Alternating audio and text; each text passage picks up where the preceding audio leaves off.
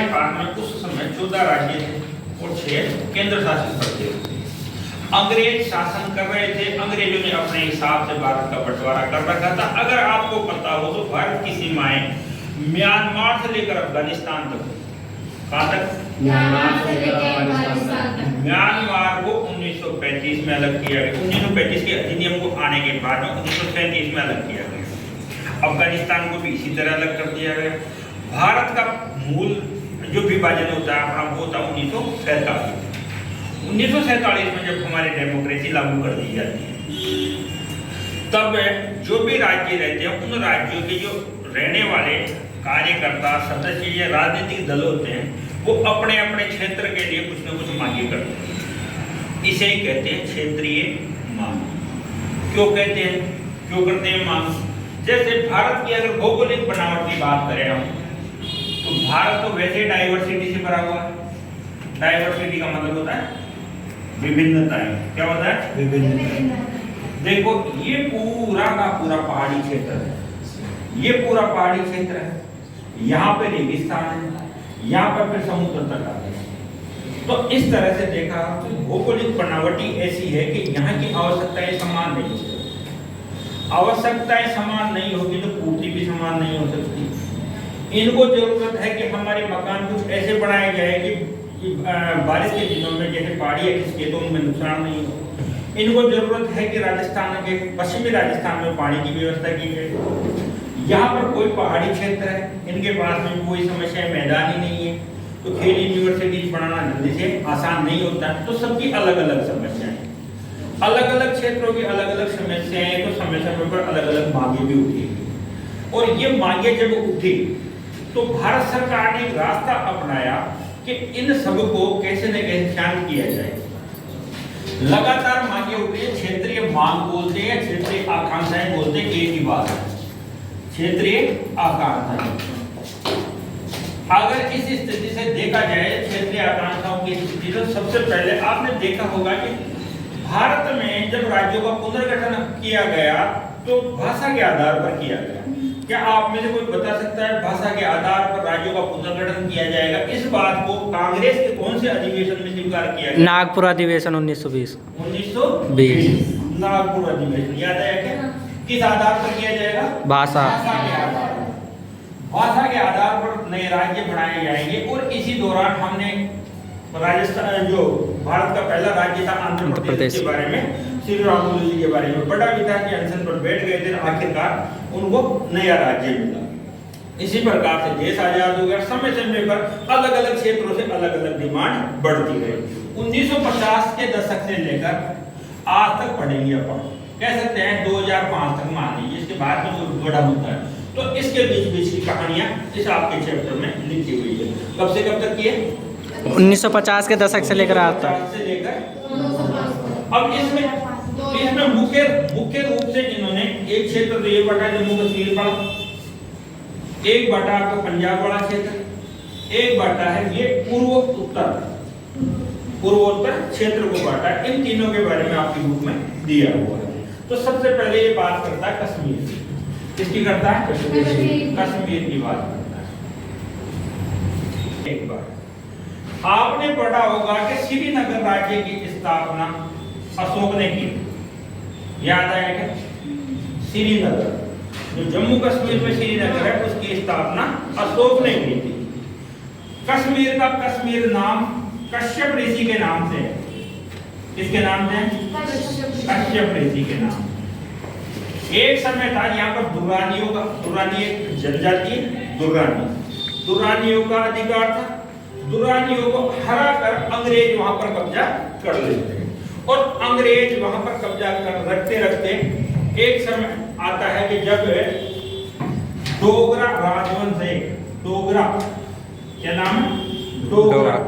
डोगरा राजवंश को बेच दिया जाता है अंग्रेजों के द्वारा।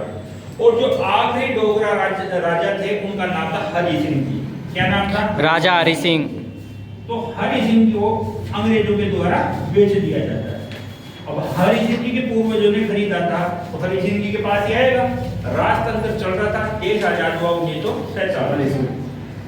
1947 को जब देश आजाद हुआ तब अंग्रेजों ने साफ साफ बोला था भारत में 565 65 रियासतें हैं। और जो बड़ी रियासतें हैं वो चाहे तो पाकिस्तान में जा सकती है, चाहे तो भारत में रह सकती है या अलग में रह सकती है, चाहे तो अलग बना स्वतंत्र भी रह सकती है। क्या रह सकती है? स्वतंत्र भी रह सकती है। हरि सिंह जी ने कहा कि मैं तो स्वतंत्र रहूंगा। जवाहरलाल नेहरू, सरदार वल्लभ भाई पटेल ने खूब समझाया कि बाद में पाकिस्तान तेरे को जुड़े रहने का नहीं बोले, कोई समस्या वाली बात नहीं। बोले अर्थव्यवस्था देश चलाना अलग बात होती है, राज्य चला लिया तुमने। बोले नहीं, मैं तो चलूंगा। हमारे यहाँ पे पर्यटक लोग थे, टूरिस्ट आएंगे, पर्यटक आएंगे तो हमारी वैसे अर्थव्यवस्था मजबूत रहेगी। तो मैं स्वतंत्र रखूंगा, इसलिए जम्मू कश्मीर का विलय राजस्थान भारत में नहीं करता है। इस बात का मौके का फायदा उठाता है मोहम्मद अली जिन्ना। याद आया क्या? Yes sir, Pakistan. मोहम्मद अली जिन्ना। और जिन्ना ने अपने कमांडर को बोला कि अटैक करो। कहां पर? कश्मीर में। क्योंकि अभी तो हरि सिंह भारत में गया ही नहीं है और यहाँ की ज्यादातर जो जनसंख्या है वो मुस्लिम है, तो इसलिए पाकिस्तान में इसको मिलाया जाना चाहिए। अब उस समय जो सेनापति थे सेना के, चाहे भारत का मान लीजिए चाहे पाकिस्तान का, अंग्रेज थे। कौन थे? अंग्रेज। क्यों थे अंग्रेज? क्योंकि भारतीय लड़ तो रहे थे, लेकिन अभी तो देश आजादी तो हुआ था, 1947 की तो कहानी चल रही है। तो अभी अंग्रेज पूरी तरह से थोड़े लगे, सेना में उनका ही वर्चस्व था। तो अंग्रेजों ने कहा कि नहीं, ऐसा नहीं हो सकता, आप आदेश करवाओ उधर से। अगर आपकी तरफ हरि सिंह जी आके मिल जाते हैं तो मैं भारत को तुरंत निकाल दूंगा उधर से। और अगर वो आपके विजय पत्र पर साइन नहीं कर रहे तो मैं कश्मीर पे अटैक नहीं कर सकता, उस पर कब्जा नहीं कर सकता। सेम कंडीशन रही भारत वाले कमांडर की।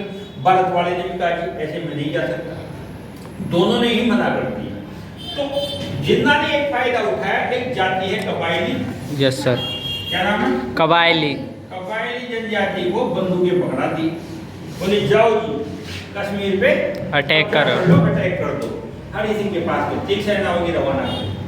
देश जैसे ही आजाद हुआ तुरंत बाद में 19 अगस्त में तो अपना देश आजाद हुआ और वो जाकर साइन करते हैं इधर अपने 3 महीने बाद में। हरि सिंह जी 3 महीने में वो आ गए यहाँ तक।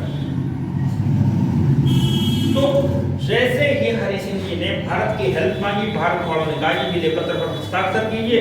विलय पत्र पर जैसे हस्ताक्षर हुए, भारत की सेनाएं जाती है और पाकिस्तान की सेना को पीछे खदेड़ने का प्रयास करती है। ठीक है, कुछ क्षेत्र को छुड़ा भी लेती है, लेकिन फिर भी इतना सारा क्षेत्र रह जाता है इनके पास, जिसको पीओके के नाम से जाना जाता है। क्लियर है? यहाँ तक चैप्टर में 2-3 बार पढ़ा चुका हूँ मैं इस बारे में। तो ये तो एक मोटी मोटी सी बातें याद रखना। अब आगे की तरफ बढ़ते, अब समस्याएं क्या आती है। हरि सिंह जी ने कर दिया सिग्नेचर और भारत की सेनाएं जा पहुंची। भारत की सेनाओं ने पाकिस्तान की सेना और कबायली हमला जो हो रहा था उनको पीछे खदेड़ने का प्रयास किया।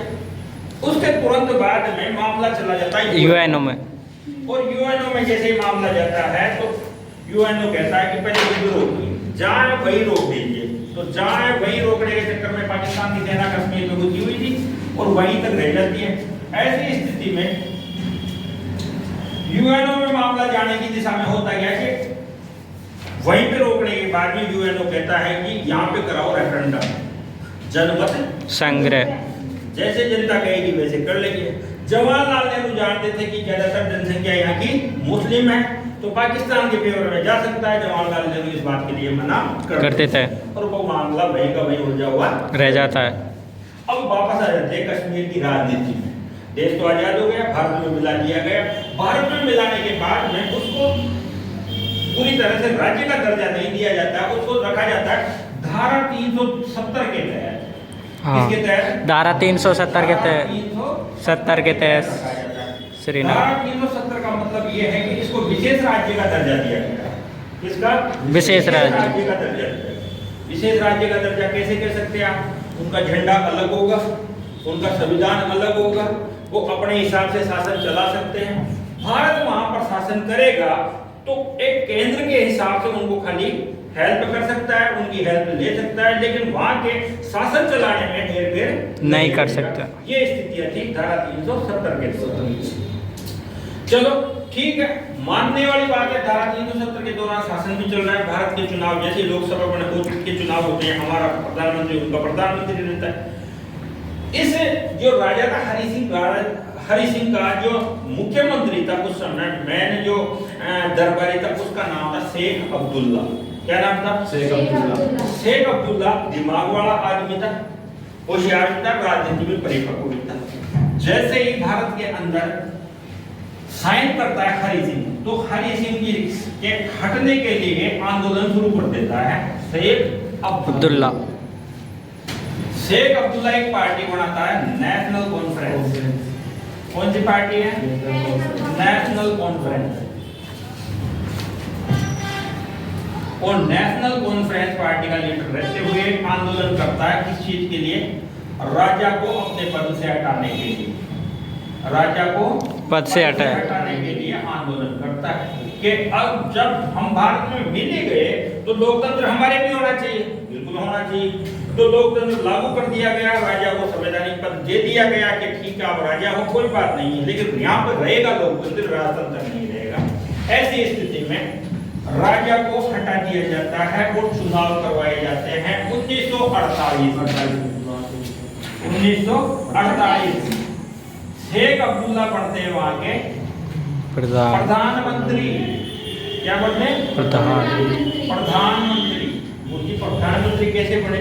अलग देश है वो अभी तक अलग देश ही है, इसलिए प्रधानमंत्री बनते हैं। उस समय जब हमारा पहला इलेक्शन 1952 में होता है, लोकसभा का पहला चुनाव, यस सर, तब तक हमारे भी प्रधानमंत्री रहता है। आई बात समझना।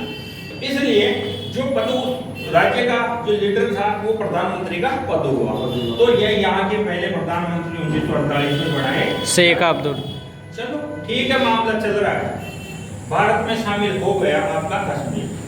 अब राजनीतिक उठापटक के बारे में विचार करते हैं कि क्या हुआ कश्मीर में ऐसा।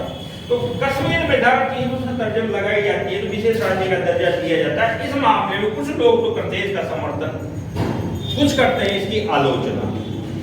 समर्थन और आलोचना की बात करें तो समर्थन करने वाले तो ये कहते हैं कि 370 लगा तो दिया, लेकिन उनको पूरी तरह से भारत में मिलाना चाहिए था।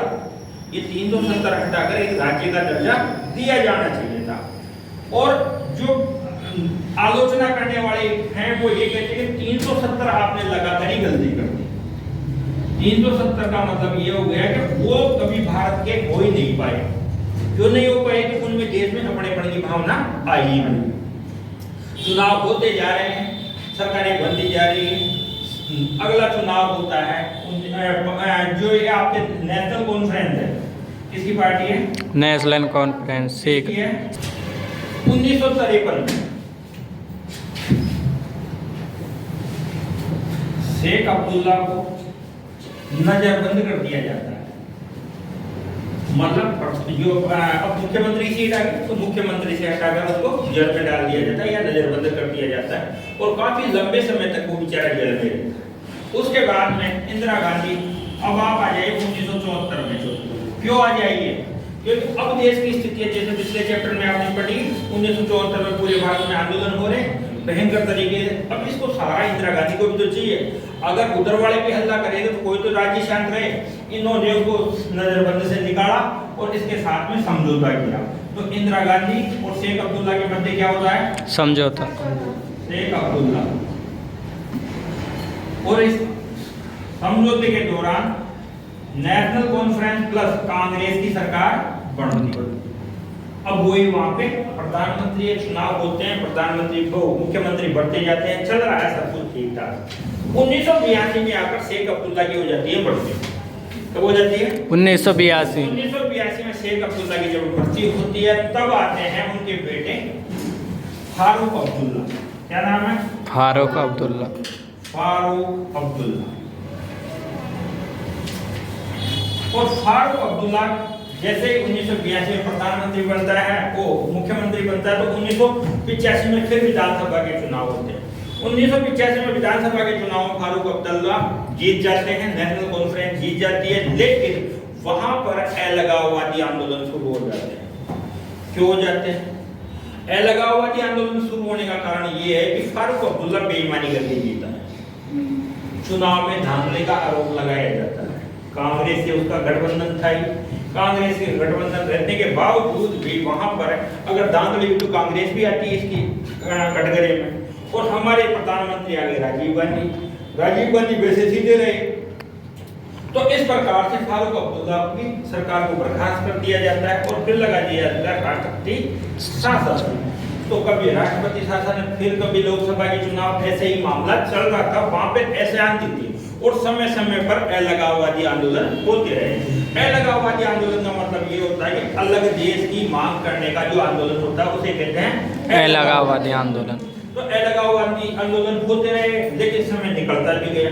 धारा 370 होने की वजह से ना तो वहां पर कुछ एक्शन लिया जा सकता और ना उनको बिल्कुल फ्री छोड़ा जा सकता। इसी तरह से मामला चलता जा रहा था और अशांति होती है। आखिरकार वहां पे हिंदुओं पे अटैक होते हैं, कश्मीरी पंडितों को निकाल दिया जाता है, इस तरह की कुछ कहानियां बीच में आती है। और उसके बाद में 2014 में आपके प्रधानमंत्री नरेंद्र मोदी हो ना हो, कांग्रेस जो भारतीय जनता पार्टी इसी मुद्दे को लेकर आती है, केंद्र में आती है इसी शर्त पे कि हम भारत को एक करने का पूरा प्रयास करेंगे और कश्मीर को भारत में मिलाएंगे। आखिरकार अगस्त 2019 को वहां पर आपकी जो 370 लगाई गई थी उसको हटा दिया जाता है और पूरे कश्मीर को 3 भागों में बांट दिया एक तरह से। ये तो आपका जम्मू और कश्मीर हो गया और ये लद्दाख हो गया। तो ये जम्मू और कश्मीर और इधर का एरिया ही है लद्दाख जी। तो यहाँ पर उस राज्य के 2 टुकड़े कर दिए जाते हैं, एक जम्मू और कश्मीर बना दिया जाता है, एक लद्दाख बना दिया जाता है और इनको दोनों को केंद्र शासित प्रदेश बना दर्जा दिया जाता है। राज्य का दर्जा इससे छीन लिया जाता है। अब यहाँ पर दोबारा से ये कोशिश की जा रही है कि विधानसभा के चुनाव करवाए जाएंगे और अभी तक जो क्षेत्रों का सीमांकन किया जा रहा है ये आपका कश्मीर का अलगाववाद और इसके आंदोलन थे। ठीक है जी, चलो अब स्टार्ट करते हैं आपका पंजाब। क्या आगे वाला पंजाब। चलो इसको बंद करा।